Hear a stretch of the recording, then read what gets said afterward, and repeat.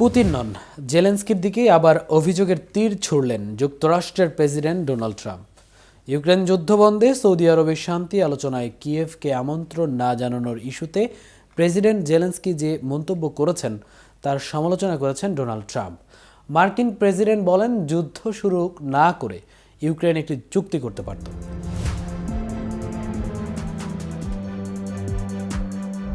যুদ্ধ বন্ধে সৌদি আরবের রাজধানী রিয়াদে শান্তি আলোচনায় ইউক্রেনকে বাদ দেওয়ার বিষয়টি অবাক করার মতো বলে মন্তব্য করেন ইউক্রেনের প্রেসিডেন্ট ভলোদিমির জেলেনস্কি। এর জবাবে ট্রাম্প বলেন, তিনি ইউক্রেনের প্রতিক্রিয়ায় হতাশ। ৩ বছর আগে রাশিয়া ইউক্রেন যুদ্ধের জন্য ইউক্রেনকে দায়ী করেন মার্কিন এই প্রেসিডেন্ট। এদিকে সৌদি আরবে মার্কিন পররাষ্ট্রমন্ত্রী মার্কো রুবিওর সাথে আলোচনার পর রাশিয়ার পররাষ্ট্রমন্ত্রী সের্গেই ল্যাভারভ বলেছেন, তার দেশ কোনো চুক্তির অধীনে ইউক্রেনের ন্যাটো দেশগুলোর শান্তিরক্ষা বাহিনী গ্রহণ করবে না। তার এই মন্তব্যের পরই এলো ট্রাম্পের প্রতিক্রিয়া। মঙ্গলবার রিয়াদে বৈঠকের পর রাশিয়া এবং মার্কিন যুক্তরাষ্ট্র জানিয়েছে তারা যুদ্ধ শেষ করার জন্য আলোচনা শুরু করতে প্রতিনিধি দল নিয়োগে সম্মত হয়েছে।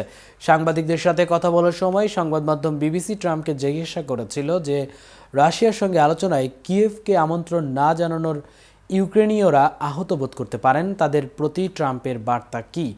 জবাবে ট্রাম্প বলেন, আমি শুনেছি যে তারা আলোচনায় জায়গা না পাওয়ায় বিরক্ত। ঠিক আছে, তারা 3 বছর ধরে এবং তার আগেও অনেক সময় ধরে জায়গা পেয়েছে। এটি খুব সহজ নিষ্পত্তি করা যেত। তোমাদের এটা শুরু করাই ঠিক হয়নি, তোমরা একটা চুক্তি করতে পারতে। এদিকে ইউক্রেন যুদ্ধের অবসান এবং রাশিয়া মার্কিন উত্তেজনা কমাতে রিয়াদে বৈঠককে স্নায়ুযুদ্ধের পর থেকে এই দুই পরাশক্তির মধ্যে সম্পর্ক স্বাভাবিক করার ক্ষেত্রে এই বৈঠককে একটি বড় পদক্ষেপ হিসেবে দেখা হচ্ছে। মার্কিন পররাষ্ট্রমন্ত্রী মার্কো রুবিও এই বৈঠককে একটি দীর্ঘ ও কঠিন যাত্রা শুরু বলে অভিহিত করেছেন। মার্কিন জাতীয় নিরাপত্তা উপদেষ্টা মাইকেল ওয়াল্টস বলেন, আলোচনায় ইউক্রেনের ভূখণ্ডের অখণ্ডতা এবং নিরাপত্তা নিশ্চিত করা অগ্রাধিকার পাবে। তিনি জোর দিয়ে বলেন, রাশিয়ায় উচিত ইউক্রেনের যুদ্ধ বন্ধ করা। এই আলোচনায় ইউরোপীয় কর্মকর্তাদের অন্তর্ভুক্ত না করার সমালোচনা তৈরি হয়েছে। তবে রুবিও এবং ওয়াল্টস উভয়ই এই সমালোচনা প্রত্যাখ্যান করেছেন। রুবিও বলেছেন, যেহেতু ইউরোপীয় ইউনিয়ন রাশিয়ার বিরুদ্ধে নিষেধাজ্ঞা জারি করেছে, তাই তাদের আলোচনায় অংশগ্রহণ করা হবে।